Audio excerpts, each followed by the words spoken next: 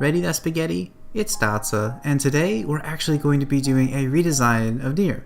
Next Saturday, we're actually going to be doing either a redesign of Anthem or Portal, so let me know down below which one you want to do and I'll go ahead and choose that one. One of my favorite things about NieR Automata is just how many twists are actually on the end.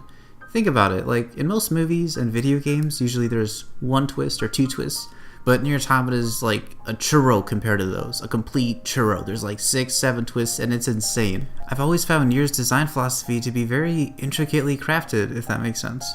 So I wanted to do it justice. I wanted to add androids, pods, some kind of crazy desert base, everything in there. So you know those little white robots that float around with you and help you out? Well, I wanted to make a twist on there as well.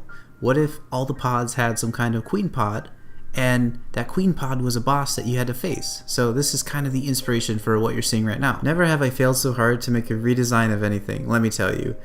I didn't make one or two, but 3 paintings that all failed completely. So this is actually my 4th one, and at this point in time, I'm literally running on fumes. I'm sitting there saying, nah dude, this is too much. I don't even know if I can draw robots. I don't even know if I can draw anymore. My confidence would just collapsed. But there was still this fire in my eye to still have all those androids and those pods and the big pod boss and the desert, all these little parts to it.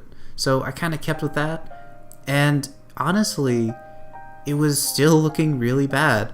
The whole thing entirely, it just compositionally it didn't flow right. The darks and lights were a bit strange. I didn't know what to do. And it wasn't until 3/4 into the painting that I actually started making it work. I started making it click.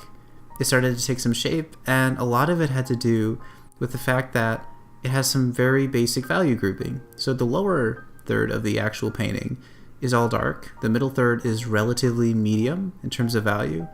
And the top part is, being the sky, pretty light. One thing that would not stop plaguing me was actually the robot head.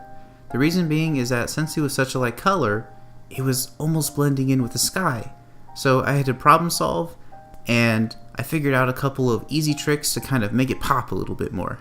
One thing is adding that dark black rocket technology on the left and right sides of the pod head.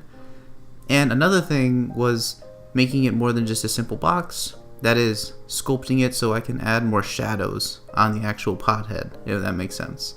I'm not going to say that being hungry while painting this played a role in my decision making, but if you look at the very last painting, you'll actually probably find a churro hidden somewhere in there. So see if you can find the churro and let me know down below where it is. This has been Datsa, and remember that nothing awesome happens inside of your comfort zone.